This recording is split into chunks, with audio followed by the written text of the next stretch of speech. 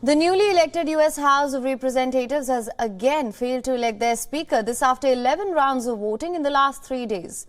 GOP members are now warning that the impasse could have implications on national security-related briefings and oversight. Party leader Kevin McCarthy failed to secure a majority on 5 more ballots after it failed to persuade hardline Republican colleagues to back his candidacy. Donalds. The Honorable Kevin McCarthy of the state of California has received 201.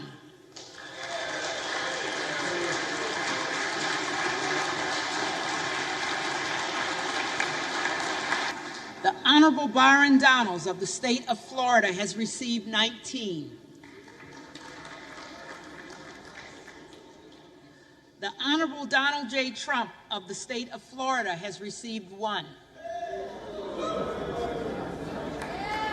With 1 recorded as present. No member-elect having received the majority of the votes cast, a speaker has not been elected. Now the standoff is between McCarthy and 20 conservative colleagues who are withholding the support the California Republicans need here. This is the first time in a century that the House has failed to pick a speaker on the first ballot. The disorganized start to the new Congress further points to difficulties ahead, especially with Republicans now in control of the House. McCarthy has also made several key concessions overnight to try to appease his detractors, including reinstating a rule that a single House member could force a vote to oust the Speaker. The deadlock further leaves the House in a limbo, since the lawmakers are first required to elect a Speaker before moving on to other business in the new Congress. Democrats, meanwhile, have remained united behind New York Representative Hakeem Jeffries for the role of Speaker.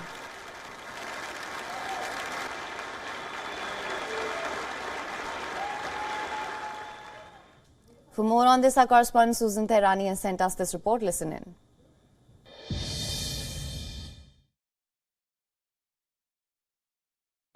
Is this the future of the House, where everything the Republicans want to do will ultimately be held hostage by a small band of people? Or will there be resolve, and what we're witnessing is merely democracy at play in real time? Perhaps it may be all of the above. However, many are concerned that if a resolution is not found soon, then the House will not be able to operate properly as a constitutional democracy. Why is that? One reason is that it has been reported that Kevin McCarthy has been making concessions and agreeing to more and more demands from the so-called defectors, embracing measures that would weaken the speakership considerably, measures that he had previously refused. One of those would allow a single lawmaker to force a snap vote to oust the speaker. But the latest votes indicate that even these concessions have not managed to unify the Republican Party. So the question is, if Kevin McCarthy ultimately does convince these so-called defectors and does become the House Speaker, will he be governing with a hollow gavel? And what does this mean for future speakers? Susan Tehrani reporting from New York for WION World is One. WION is now available in your country. Download the app now. Get all the news on the move.